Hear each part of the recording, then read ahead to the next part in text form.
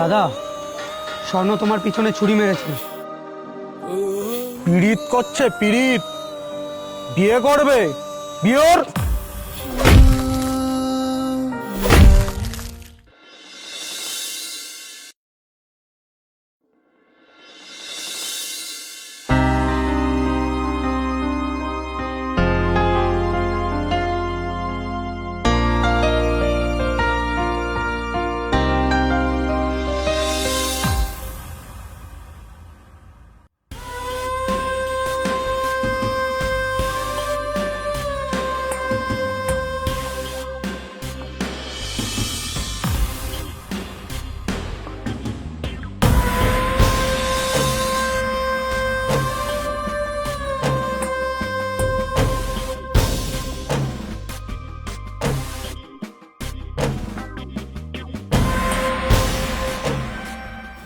শম্ভু শম্ভু শম্ভু, হ্যাঁ?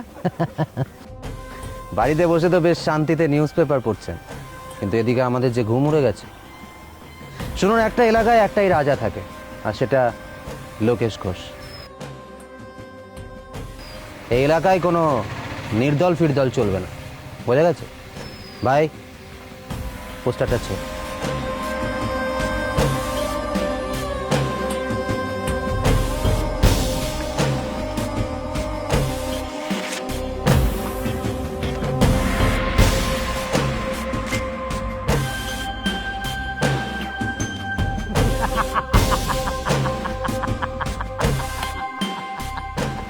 আমার বাড়িতে ঢুকেই দাদাগিরি কিছুতেই আমি সহ্য করব না।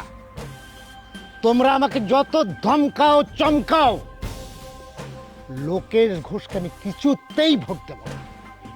একটা ঠকবাজ, জোচ্চোর, খুনি। বেশ সালা, কে ঠকবাজ? হ্যাঁ, কে খুনি? লোকেশ ঘোষ ঠকবাজ, লোকেশ ঘোষ খুনি? হ্যাঁ হ্যাঁ, বললাম না, একটা এলাকায় একটাই রাজা থাকে, আর সেটা লোকেশ ঘোষ। বেশি বাড়াবাড়ি করলে তুইও থাকবি না, তোর এই বাড়িও থাকবে না। আমি পুলিশে যাব। এদেশে আইন আদালত বলে কি কিছু নেই? নিশ্চয়ই আছে, কিন্তু সেটা লোকেশ ঘোষের জন্য নেই। হ্যাঁ, বোঝা গেছে? বাবা,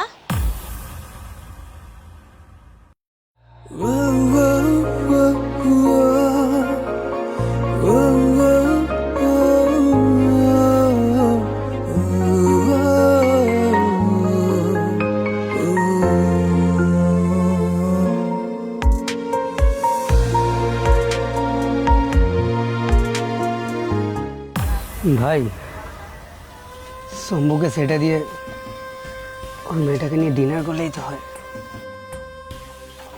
মা, তুই ঘরে যা।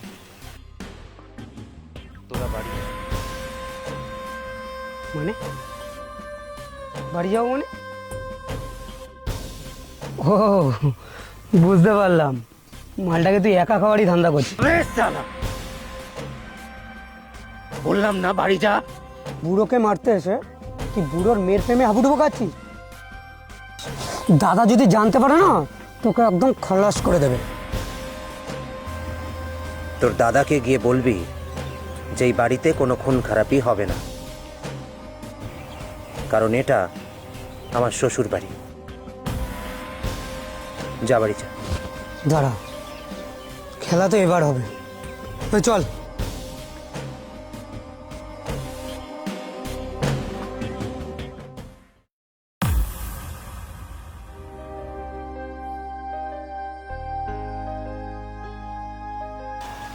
এই যে আমি আপনার প্রাণ বাঁচালাম, তার পরিবর্তে আপনাকে আপনার মেয়ের সাথে আমাকে বিয়ে দিতে হবে। আমি আমার মেয়েকে কোনো গুন্ডার সঙ্গে বিয়ে দেব না।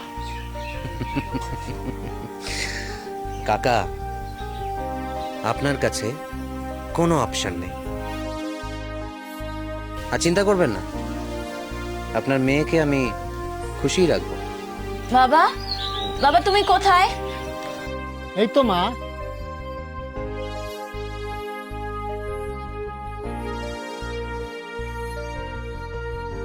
এই তো মা, এই তো আমি।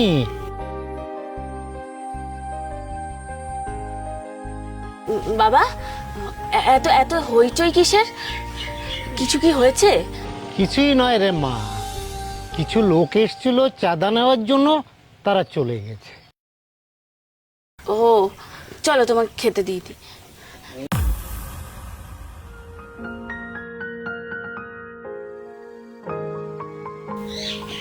বাবা, এখানে কি আর কেউ আছে? না তো মা।